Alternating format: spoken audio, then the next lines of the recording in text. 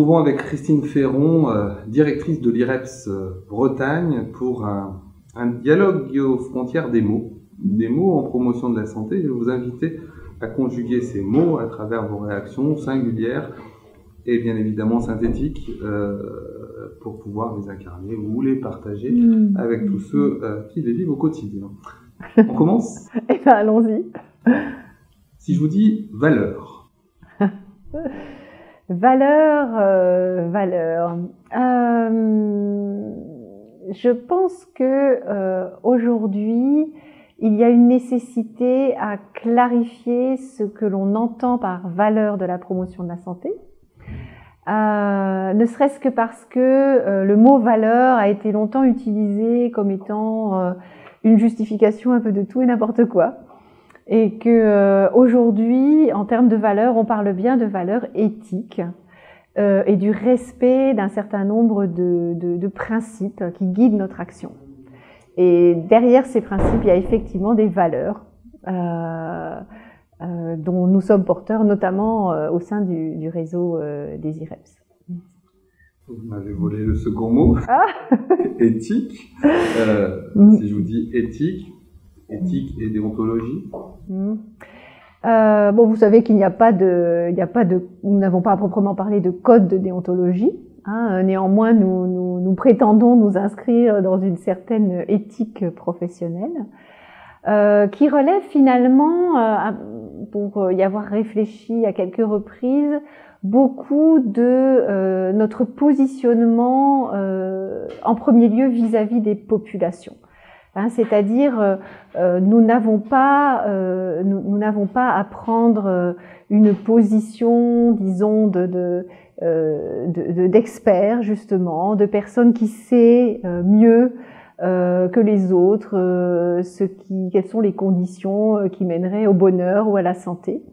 Mais nous avons à avoir un positionnement éthique qui engage notre responsabilité d'acteur et qui laisse à la personne sa liberté de choix et d'engagement. Et c'est vraiment en ces termes-là qu'on réfléchit notre éthique, je crois. Ne serait-ce pas un peu, en ces termes, une définition proche de l'empowerment ?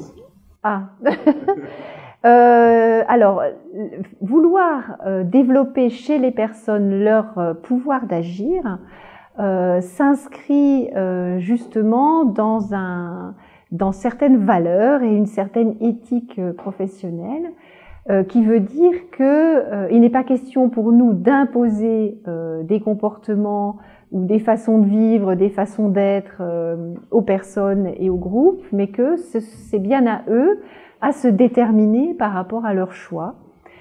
Cependant, pour diverses raisons, ces personnes, ces groupes peuvent avoir des difficultés à développer ce pouvoir d'agir, à l'exprimer.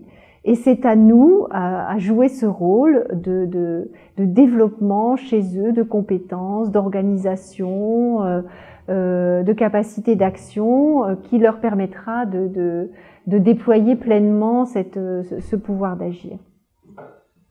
Inégalité. On parle beaucoup d'inégalité sociale de santé aujourd'hui. Je crois que nous avons une réflexion à avoir sur le fond pour peut-être définir ce qui distingue, ce qui fait quelque chose une différence finalement, devient véritablement une inégalité. Et derrière ce terme d'inégalité, il y a une notion d'injustice. Il y a une notion effectivement d'une injustice, mais qui est construite, qui est socialement construite, qui est justement très dépendante de relations de pouvoir. Mais là, on rejoint la problématique de l'empowerment. Mais que très souvent, derrière les inégalités sociales, derrière les inégalités de santé, il y a une inégalité de pouvoir. Et que c'est là-dessus que nous cherchons à agir en promotion de la santé. Objectif, visée, but, quel mot choisir? Je l'ignore, mais en tout cas, objectif, but, visée. Les objectifs de la promotion de la santé, là encore, je pense qu'ils sont très dépendants de notre éthique professionnelle et de notre rapport avec la population. Je crois que ce sont avant tout des objectifs d'action sur tous les déterminants qui influencent la santé des personnes et des groupes. Il y a des déterminants sur lesquels les mieux placés pour agir sont les décideurs, les politiques, ceux qui disposent des leviers pour agir sur ces déterminants souvent sociaux, politiques ou environnementaux. Mais il y a aussi des déterminants sur lesquels ce sont les populations elles-mêmes, pour peu qu'elles soient accompagnées à le faire, sur lesquels les populations elles-mêmes peuvent agir. Et les objectifs, ils sont justement à travailler, à définir avec les populations. Ottawa? Ottawa, bien oui, Ottawa est toujours notre phare.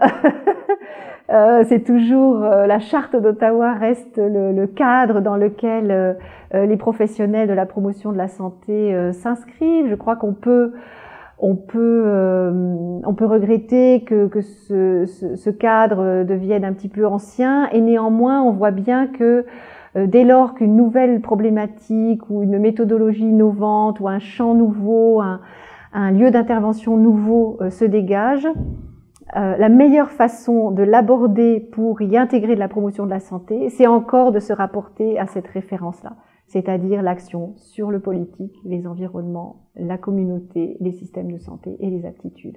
Quelle que soit la problématique, la population, le milieu de vie, ça reste encore un référentiel essentiel. Un message à ceux qui l'ont écrit et qui étaient récemment nos invités. Évaluation. Je crois que contrairement alors peut-être à ce qu'on entend souvent et qui a peut-être malheureusement encore été entendu aujourd'hui, l'évaluation n'est pas un problème, l'évaluation n'est pas une difficulté, l'évaluation est un temps indispensable de l'action.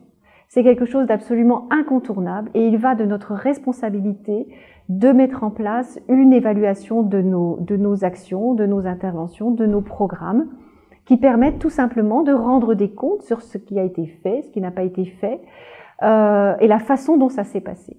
Et je crois que, compte tenu du fait que nous intervenons dans un secteur qui concerne la population, la santé de la population et la démocratie sanitaire au sens large, il est évident que nous avons une responsabilité d'évaluation et que ça rejoint aussi un engagement éthique. Ces concepts. Les concepts. Les concepts comme ça, les concepts. Les concepts comme ça. Concept en promotion de la santé, concept singulier, pluriel en promotion de la santé. Les concepts en promotion de la santé, là encore, ce sont pour moi des notions qui nourrissent intensément l'action. Je pense qu'il ne faut pas avoir peur des concepts, il ne faut pas avoir peur des théories, ni des réflexions qui peuvent paraître un peu abstraites comme celles qu'on a eues aujourd'hui, parce que justement, ce sont des concepts et des débats autour des concepts que vont naître les meilleures modalités d'intervention. Pour peu qu'on les discute, ces concepts, pas seulement justement entre théoriciens, entre chercheurs ou entre spécialistes, mais qu'on les partage avec les acteurs et qu'on leur demande de nous aider à leur donner du sens dans les pratiques. Dernier mot, partenariat. Le partenariat est vraiment consubstantiel de la promotion de la santé, hein, c'est-à-dire que la dimension intersectorielle, pluridisciplinaire, multiniveau de la promotion de la santé fait que le partenariat est absolument indispensable. C'est ce qui donne tout son sens et son intérêt à la promotion de la santé et qui permet justement de n'oublier rien ni personne. Processus. Processus, c'est une façon pour moi de définir une démarche, de la définir, de la décrire, qui doit être l'objet de l'évaluation autant que le sont les effets, les résultats ou les attendus. Je crois que ce qui est intéressant aussi dans les projets, programmes de promotion de la santé, c'est le chemin parcouru, c'est justement le processus, c'est la façon dont les choses se déroulent. Théracie en santé? Certainement un domaine émergent. Là encore, les Canadiens, les Québécois ont une longueur d'avance sur nous, mais nous sommes tout à fait en capacité de les rejoindre. C'est une dimension très importante puisque c'est justement au-delà de la capacité à comprendre un document, ou c'est aussi la capacité à aller chercher les informations pertinentes pour soi, à les interpréter dans un sens utile pour soi-même, la capacité à les faire connaître, à les diffuser, et c'est quelque chose d'absolument central, me semble-t-il, et dont les chargés de communication en promotion de la santé devraient véritablement s'imprégner, selon moi. Merci du message.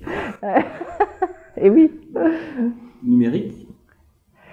Là encore, des perspectives tout à fait passionnantes, me semble-t-il, aussi en promotion de la santé, à condition de ne pas perdre de vue l'humanité, c'est-à-dire à ne pas, c'est-à-dire à rester connecté justement avec les besoins humains et dans un respect total de la liberté de chacun à déterminer ses choix de santé, éventuellement ses choix de risque aussi, et les limites dans lesquelles il choisit d'inscrire sa vie. Et en regard de tous ces mots, Christine Ferron, votre plaidoyer singulier pour la santé?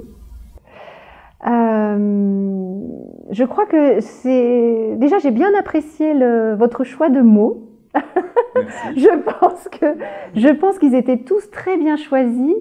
Mon seul regret, c'est peut-être d'avoir été en situation de devoir y réagir à chaud, parce que je pense que c'est vraiment à chaque fois un sujet vraiment important et sur lequel il faudrait que tous on prenne le temps de discuter, d'échanger, parce que souvent on est sur des conceptions qui remontent à un certain temps, ou on se dit que finalement les choses n'ont pas changé, que finalement les valeurs n'ont pas évolué, que peut-être les notions de pouvoir c'est les mêmes qu'il y a 10 ans, que la question du numérique se pose de la même façon. Or tout ça a énormément évolué, et c'est peut-être oui en un sens ce qui va nourrir le plaidoyer que j'ai envie de faire, c'est-à-dire qu'on puisse, nous, acteurs de promotion de la santé, mais aussi avec tous nos partenaires, pour rejoindre aussi le terme de partenariat, se reposer fondamentalement toutes ces questions-là, se reposer fondamentalement la question de notre projet politique et social,